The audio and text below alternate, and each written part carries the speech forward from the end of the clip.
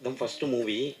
So எடுத்த உடனேயே love marriage அப்படின்னு வச்சுருக்கீங்க. உங்களுக்கு மேரேஜ் ஆகிடுச்சுல? ஆயிடுச்சு சார். ஸோ லவ் மேரேஜ் வச்சுருக்கீங்க, வாழ்த்துக்கள். பட் லவ் மேரேஜ் எவ்வளோ டிஃபிகல்ட் இருக்குது இப்போ நீங்கள் பார்த்து தான் வரீங்க. இந்த பேரை எப்படி சூஸ் பண்ணீங்க சார்? ஃபஸ்ட்டு எல்லாருக்கும் ஒரு கேட்சியான ஒரு டைட்டில் வேணுன்ற ஆசையில் சூஸ் பண்ணது தான் சார் லவ் மேரேஜ். அடுத்து இந்த கதைக்கு தேவைப்பட்டது இன்னொன்று.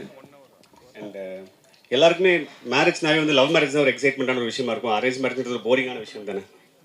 ஸோ அதனால் இன்ட்ரெஸ்டிங்காக இருக்கும்ன்ற ட்ரஸ்ட்டில் சூஸ் பண்ணது தான். எல்லாருக்கும் பிடிக்கும்ன்ற ட்ரஸ்ட்டில் யூஸ் பண்ணணும். வாழையை நுழையிறதுக்கு ஈஸியாக இருக்கும். தேங்க்யூ.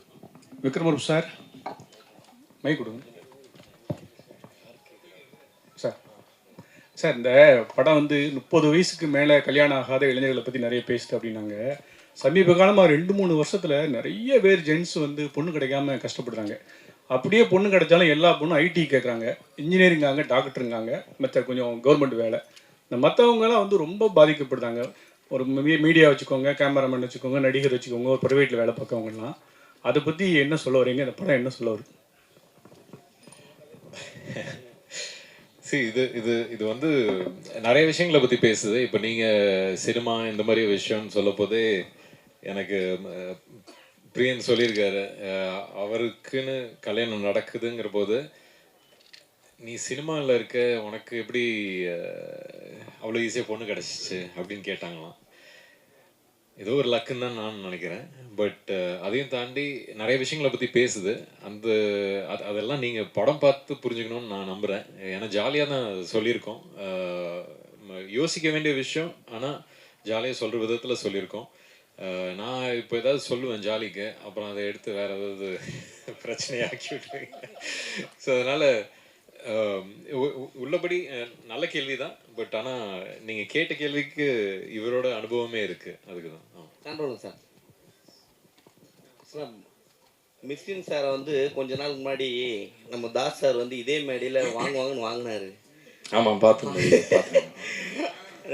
இதே இடத்துல அவ்வளோ பெரிய ஆளா அப்படின்னு கேட்டவர், திடீர்னு அவருக்கு நடிக்கிற படத்துலேயே, அவர் வில்லனாக நடிக்கிற படத்துலேயே இறக்கிருக்கீங்களே, அவர் வாய்ஸை எப்படி சூஸ் பண்ணீங்க? அவர் பாடுவாரான்னு முதல்ல இது பண்ணீங்களா?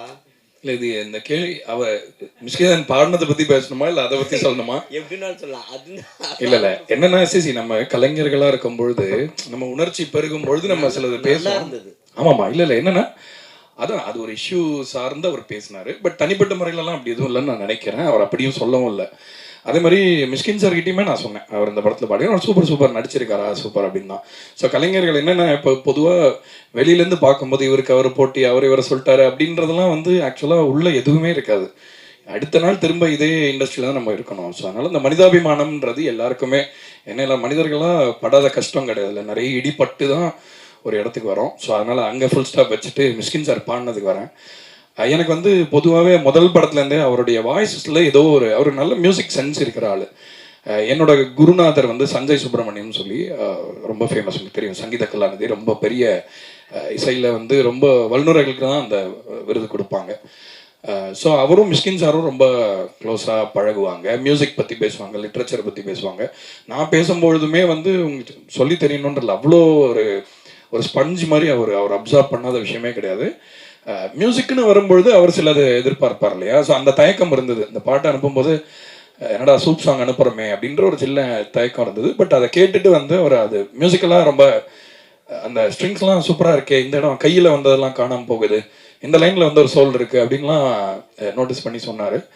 ஸோ அதனால் வந்து அவர் ரொம்ப சிறந்த பாடகர். ஆக்சுவலாக அவர் இன்னும் ரிலீஸ் ஆகாத ஒரு பாட்டு நான் அவர் பாடி ஒரு படத்தில் கேட்டேன், ஒருத்தங்க ப்ளே பண்ணி காமிச்சாங்க, அவ்வளோ அருமையாக இருந்தது. ஸோ அதனால் அவர் மியூசிக்குமே கற்றுக்கிறார், மியூசிக் படிக்க கூட செய்வாருன்றத கூட கேள்விப்பட்டிருக்கேன். ஸோ அதனால் ஒரு மியூசிஷியனாக தான் அவரை பாட கூப்பிட்டேனே தவிர ஒரு விளம்பரத்துக்காகவோ அதுக்காக கூப்பிடல. ஆக்சுவலாக ஒரு சிங்கராக ரொம்ப சிறப்பாக இருக்கும் அவர் பாடினான்றது தான் ஐடியா. தேங்க்யூ. டைரக்டர் சார், இப்போ லவ் மேரேஜ், அரேஞ்ச் மேரேஜுங்கிறது ஒரு சமூகத்தில் சில கட்டுப்பாடுகளுக்குள்ளே அடங்கி திருமணம் செய்கிறது. லவ் மேரேஜுங்கிறது சில கட்டுப்பாடுகளை மீறி திருமணம் செய்கிறது. இப்போ இது லவ் மேரேஜை என்கரேஜ் பண்ணுற மாதிரி நீங்கள் படம் எடுத்துறீங்களா, இல்லை தவறுன்னு சொல்லி படம் எடுக்கிறீங்களா? இல்லை சார், எது ரைட் எது தப்புன்னு சொல்கிறது அளவுக்கு நான் இல்லை சார், எனக்கு அது ஐடியா இல்லை. நான் ஜாலியாக ஒரு படம் பண்ணுன்ற ஜோனில் தான் எடுத்தது சார். இந்த படத்தில் கருத்தோ அந்த மாதிரி விஷயங்கள்லாம் எதுவும் இல்லை. நீங்கள் சொல்கிற மாதிரி லவ் மேரேஜை ஆதரிக்கிற மாதிரியோ சரி, அரேஞ்ச் மேரேஜ் எதிர்த்து பேசுகிற மாதிரியோ இல்லை. அது அப்படி இல்லை. பட் பர்சனலாக கேட்டிங்கன்னா வேணால் சொல்லலாம் சார். பர்சனலாக லவ் மேரேஜ் ஒரு பெட்டர் சாய்ஸாக நான் ஃபீல் பண்ணுறேன். எனக்கு அது பெட்டராக இருந்திருக்கு. நான் லவ் மேரேஜ் பண்ணேன், எனக்கு பெட்டராக இருந்துச்சு. எல்லாரும் அதே மாதிரி பண்ணால் நல்லா தான் இருக்கும், சூப்பராக இருக்கும், ஜாலியாக இருக்கலாம் sir. Doctor sir, sir love marriage அதில் லவ்வில் மேலே வந்து ஒரு அண்டர்ஃபீல் கோடு வருது. ஏன் அந்த அண்டர்ஃபீல்? ஏன்னா வந்து இப்போ நம்ம படித்தோம்னு வச்சிங்களேன், பாதிலே நிப்பாட்டினா அந்த கோடு போடுவாங்க. ஏன் அந்த கோடு? ஒருவேளை லவ் மேரேஜ் வந்து சக்ஸஸ்ஃபுல்லாக ஆகலையா? சார் உண்மையை சொல்லணும்னா இதுக்கு ஏதாவது இன்டெலெக்சுவலாக சொல்லணும்னு ஆசையாக இருக்குது சார். சொல்லுங்கள். ஜெனுனாவே டிசைனர் தான் சார் பண்ணார். இது இதுலேருந்து ஏதாவது எடுத்து சொன்னால் சூப்பராக இருக்கும், ஏதாவது கண்டென்ட் ஆகும்னு ஆசையாக இருக்குது. எனக்கு டக்குன்னு தோண மாட்டேன், அவ்வளோ ஸ்பான்டேனியஸாக வரல சார். ஐயா வந்து சொல்லிட்டுப்பா டக்குன்னு எனக்கு வர மாட்டேங்குது. உண்மையாகவே டிசைனர் பண்ணி கொடுத்தாரு சார். என்கிட்ட ஒரு ஃப்ரெண்ட் இருக்கார், ரொம்ப இது பார்க்குற ஒரு ராசி பார்க்குற ஒரு ஃப்ரெண்ட் ஒருத்தர் இருக்கார், இங்கே கூட இருக்கார், சொல்ல விரும்பல. அவர் வந்து மேலே இழுத்து இருக்கு, இது கீழே இறங்கி இருக்கு, என்ன ராசி பார்த்தீங்க அப்படின்னாரு. எனக்கு ஒரு மாதிரி ஷாக்கிங்காக இருந்துச்சு. நான் 8-10 வருஷம் சினிமாவில் இருக்கு, இப்படி ஒரு ராசி யாருமே சொன்னது இல்லையே, எப்படின்னு யோசிச்சாரு. இப்போ நீங்கள் அதை கேட்கும் போது எனக்கு அதுதான் சார் ஞாபகம் வருது. பட் ரேண்டமாக டிசைனர் பண்ணார் சார், எல்லோ டூத், ஒரு Kerala designer sir. Mister doctor sir, sir எப்பவுமே வந்து மிஸ்கின் சார் வந்து இளையராஜா பற்றி தான் பெருமையாக பேசிகிட்டே இருப்பார். அவர்கிட்ட கேட்டால் பாடல்கள் வந்து என்ன வேணா சொல்லுவார். ஸோ உங்ககிட்ட ஏதாவது சொன்னாரா, இல்லை அவர் பண்ணுற பாட்டு தான் பண்ணுவேன்னு சொல்லியிருந்தாரா, மென்ஷன் பண்ணியிருந்தாரா ஏதாவது? என்ன உங்கள் லாஸ்ட் இது இல்லை என்னன்னா இளையராஜாவுக்காக தான் நான் பாடுவேன்னு ஏதாவது சொல்லியிருந்தாரா? இல்லை, அவர் நம்மளுக்காக பாடியிருக்காரு. அப்படி இல்லை. அதாவது என்னன்னா, நான் அதை எப்படி புரிஞ்சுக்கிறேன் உங்கள் கேள்வின்னா, அவர் வந்து ரொம்ப என்டார்ஸ் பண்ணுற ஒரு கலைஞராக இளையராஜா சார் தான் இருக்காரு. மற்றவங்களுக்கு எப்படி பாடுறாரு அப்படின்றதான் உங்கள் கேள்வியா? ஓகே. ஸோ ஆக்சுவலாக என்னென்னா, நம்ம எல்லாருமே இப்போ நானுமே வந்து ராஜா சாருக்கு ஒரு பாட்டு பாடினேன்னு ரிலீஸ் ஆகலாது. பட் இளையராஜா சார் வந்து ஒரு பெரிய நட்சத்திரம் மாதிரி, அவர் ஒளி வந்து யார் மேலேயுமே படாமல் இருக்காது. ஸோ அந்த ஒரு அடிப்படையில் ஒரு ஃபேனாக தான் அவர் அதை சொல்கிறார். அண்ட் சிறந்த ஒரு கலைஞர் அண்ட் ஒரு நம்ம எல்லாருக்குமே சீனியர் இண்டஸ்ட்ரியில்ன்ற முறையில். But Mysskin sir is very very open for collaboration. In fact நான் சொன்னேன், அவர் என்னை பற்றி கேள்விப்பட்டிருந்தாருன்னா இந்த பாட்டை எதிர்பார்த்துருக்க மாட்டார் என்கிட்டேருந்து. இப்போ ஃபார் எக்ஸாம்பிள் அவர் வந்து ஒரு மாதிரி ஒரு சோல்ஃபுல்லான பாட்டா அந்த மாதிரி இவன் அனுப்புவான் அப்படின்னு அவர் நினச்சிருந்துருக்கலாம். பட் ஆனால் நம்ம அனுப்பின பாட்டு அந்த மாதிரி இல்லைன்னா கூட அந்த பாட்டுக்கு நம்ம கொலாபரேட் பண்ணலாமே, ஜாலியாக ஒரு பாட்டு பண்ணலாமேன்ற இதுதான். பொதுவாகவே அவரை பற்றி நான் மிஸ்கின் சாரை பற்றி ஒன்று கிளாரிஃபை பண்ண விரும்புகிறேன். அவர் வந்து சினிமாவை பற்றி ரொம்ப சீரியஸாக பேசுறதுனால அவர் வந்து என்னமோ ரொம்ப சீரியஸான ஆள், அவருக்கு ஒரு ஃபன்னியாக இருக்க மாட்டார், ஜோவிலாக இருக்க முடியாதுன்றல ரொம்ப லைட் ஹார்ட்டடான பர்சனாக தான் எனக்கு தோணார் என்னோட இன்ட்ராக்ஷன்லேருந்து. அண்ட் இளையராஜா சாரோட லவ் வந்து அவரோட பர்சனல் லவ். பட் உங்களுக்கும் தெரியும், நான் வந்து ராஜா சாரோட பெரிய ரசிகன் அப்படிங்கிறதுனால அந்த ஒரு புள்ளியில இணைஞ்சோன்னு நினைக்கிறேன். ஐ திங்க் ரெண்டு பேருக்குமே அந்த ஒரு சென்சிபிலிட்டி பிடிச்சதுனால மேபி அப்படி தோணுச்சு. மிஸ்கின் சார் ரொம்ப நேரம் எடுத்துக்கிட்டாரா பாடுறதுக்கு? 2 மணி நேரத்தில் முடிச்சுட்டார். ஆக்சுவலாக ஒரு பாட்டு வந்து ஒரே ஒரு வாட்டி தான் கேட்டார், வந்துட்டு பாடிட்டு அப்படியே கிளம்பிட்டாருன்னா அடுத்த ஒரு ஷூட் இருந்தது, ரொம்ப அருமையாக பாடினார். சார் மிஸ்கின் சார் எப்பவுமே எல்லா படத்துக்கும் ப்ரொமோஷனுக்கு வருவார். லாஸ்ட்டு ஒரு மேடையில் வந்து ப்ரொமோஷன் கூப்பிட்டு 5 லட்ச ரூபா கொடுத்தா தான் வருவேன்னு சொன்னார். நீங்கள் என்ன கூப்பிட்டு பார்த்தீங்களா? இல்லை, எனக்கு அதை பற்றி தனிப்பட்ட கருத்து எனக்கு தெரியவும் தெரியாது. தெரிஞ்சாலும் நான் சொல்லக்கூடிய ஆள் இல்லை, எனக்கு அதை பற்றி தெரியல. சார் மைக் சார், நீங்கள் வந்து அரேஞ்ச்மெண்ட் மேரேஜ் நினைக்கிறேன். ஆனால் அன்னை இல்லத்தில் நிறைய காதல் திருமணம், இப்போ கூட காதல் திருமணம் நடந்திருக்கு. உங்களோட தனிப்பட்ட பார்வையில் இப்போ உள்ள ஜென்ரேஷன் வந்து லவ் மேரேஜ் பெஸ்ட்டா அரேஞ்ச்மெண்ட் மேரேஜ்? தனிப்பட்ட முறையில் லவ் இல்லாமல் மேரேஜ் ஒர்க் ஆகாது, அது தெரிஞ்ச ஒரு விஷயம். காலம் மாறிக்கிட்டு இருக்கு, அதுக்கேற்ற மாதிரி படங்களும் மாறிக்கிட்டு இருக்கு. படங்கள் மாறுறதே மக்களுக்காக தான், மக்களும் மாறிட்டாங்கன்னு நம்புகிறேன். ஸோ லவ் தான். ஆக்சுவலி லவ் அண்ட் மேரேஜ் ரெண்டுமே 2 விதமான ஒரு மாதிரி ஒரு அன்கம்ஃபர்டபுள் ஜோனுக்குள்ளே போயிட்டே இருக்குது. அடுத்தடுத்த ஜென்ரேஷன் போக போக லவ்லேயும் கமிட் ஆகிறதுக்கு கொஞ்சம் பயப்படுறாங்க, மேரேஜ் கமிட்மெண்ட்டுக்கும் பயப்பட ஆரம்பிச்சிருக்காங்க. அதுக்கு இந்த படத்தில் ஏதாவது மெசேஜஸ் இருக்கா மேம்? மெசேஜ் நம்ம ஒன்று சொல்ல ட்ரை பண்ணியிருக்கோம். அந்த மெசேஜ் அளவுக்கு நம்ம சீரியஸாக பேசலாம் அந்த விஷயத்தை, அதையுமே ஜாலியாக தான் பேசியிருக்கோன்றதுனால அது மெசேஜாக எடுத்துக்க முடியல. பட் கண்டிப்பாக டேக் அவே இருக்கு மேம். ஆப்வியஸாக அவங்கவுங்க சாய்ஸ் தான். நான் இப்போ என்னோட சாய்ஸ் தான் சார் ஃபஸ்ட் சார் கேட்ட சார் கிட்டே சொன்னேன். லவ் மேரேஜ் இஸ் மை சாய்ஸ்ன்ற ஒரு விஷயம் இருக்குது. அவங்கவுங்க சாய்ஸ்க்கு விட்டுறது பெட்டர். இப்போ வந்து எனக்கு கடவுள் புண்ணியத்தில் லவ் பண்ண ஒருத்தவங்க கிடச்சாங்க, என்ன லவ் பண்ணாங்க திரும்பன்ற போது எனக்கு அது மேரேஜுக்கு போய் நின்றுச்சு. நான் வாய்ப்பு கிடைக்காம சுற்றிட்டு இருந்தால் வந்து நான் லவ் மேரேஜ்னு சொல்லியிருக்க மாட்டேன் சார்ட்ட, அரேஞ்ச் மேரேஜ் தான் பெஸ்ட்டுன்னு இருப்பேன். எங்கள் அப்பா காலில் போய் விழுந்து ஒரு பொண்ணு பார்த்தாங்கன்னு கேட்டிருப்பேன். ஸோ பெட்டர் ஆப்ஷன்ஸ் தான், எது கிடைக்குதோ எந்த வாய்ப்பு கிடைக்குதோ அது சூஸ் பண்ணிட்டு போகலாம். But anything is better, both is there choice தான். ஓகே, நம்ம டைட்டிலில் வந்து அந்த மேலே இருக்கிற கோடு இருக்கு இல்லையா, ஸோ டு பி கண்டினியூடுன்னு தான் நான் புரிஞ்சுக்கிட்டேன். Love have to be continued அப்படின்னு. இது இப்போ ஏன்னா படிச்சுட்டு இருக்கிற விஷயத்துக்கு தான் மேலே கோடு போடுவாங்க இல்லையா? ஓகே, நான் படிக்கவே மாட்டேன் மேம். ஸோ லவ் வந்து கண்டினியூ அப்படிங்கிறது தான் எனக்கு அந்த மாதிரி தான் தோணுச்சு அது. Super ma'am. எனக்கும் இப்போ அப்படி தோணுது மேம் நீங்கள் சொன்னதுக்கப்புறம். நான் தெரிஞ்சுக்கிறேங்க மேம். சாந்தோலா சார், இந்த சாங் பார்த்தீங்கன்னா நிறைய சாங்ஸ் வந்து 90ஸ்க்கு ஏற்ற மாதிரி தான் போடுவீங்க, அந்த லவ் ஃபீல் அந்த மாதிரிலாம். நீங்கள் 90ஸா இல்லை 80ஸா? நான் 87 பார்னு, டெக்னிக்கலி 90s கிட்டு.